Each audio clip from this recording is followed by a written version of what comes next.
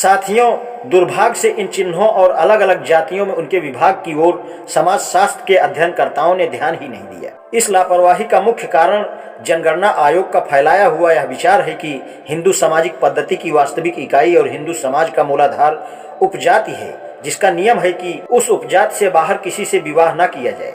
इससे बढ़कर दूसरी गलती नहीं हो सकती।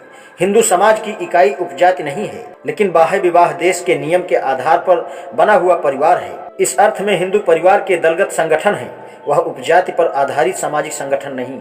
हिंदू परिवार में विवाह में कुल और गोत्र को ही प्रधान महत्व दिया जाता है।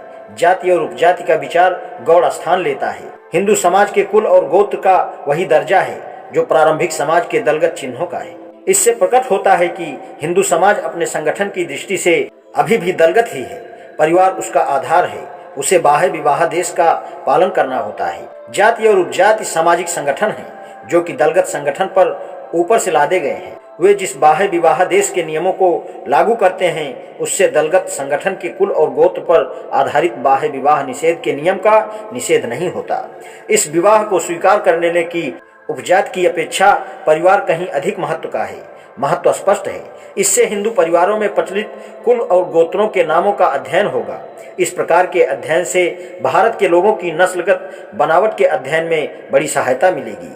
यदि अलग अलग जातियों में एक ही कुल और गोत्र मिल जाएं तो यह कहना संभव होगा कि हालांकि सामाजिक दृष्टि से जातियां अलग अलग हैं, लेकिन नस्ल के हिसाब से एक ही हैं। इस प्रकार के दो अध्ययन हुए हैं, एक महाराष्ट्र में श्री रिसले द्वारा, पंजाब में हुरोज द्वारा। दोनों अध्ययनों का जो परिणाम हुआ है, उससे इस सिद्धांत का एकदम खंडन हो जाता है कि अछूत आर्यों या द्रविड़ों से अलग नस्ल के हैं। ब्राह्मण की मुख्य आबादी मराठों की है, महार महाराष्ट्र के अछूत हैं। इन दोनों के नस्ली अध्ययन से पता चलता है कि दोनों एक ही कुल के हैं। वास्तव में एक रूपता इतनी अधिक है कि मराठों में शायद ही कोई एक भी ऐसा कुल हो जो महारों में ना हो, और महारों में भी शायद ही कोई ऐसा कुल हो जो मराठों में ना हो। इसी प्रकार पंजाब में एक बड़ी जनसंख्या जाटों की है। मजहबी सिख अछूत गिने जाते हैं, उनमें अधिकांश चमार हैं। नस्ली खोज से प्रकट होता है कि दोनों के गोत्र समान हैं। यह सब बातें सही होने पर यह कैसे कहा जा सकता है कि अछूत अलग नस्ल के हैं?